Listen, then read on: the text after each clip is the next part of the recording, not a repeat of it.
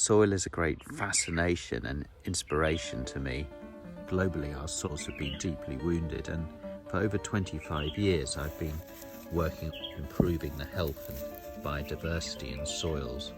And here in this studio, surrounded by the lovely hills of the Lanchan Valley, I've got collections of beautiful colours that I've collected and ground up, and along with nuts and seeds which I find on walks in the valley. I can use them as inspiration for paintings such as this one.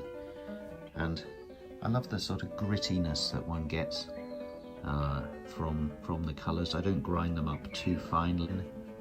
Using some natural tree resin, I can mix it with a little bit of the soil.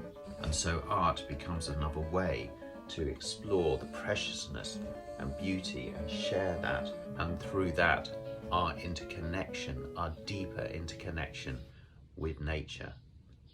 Thank you very much.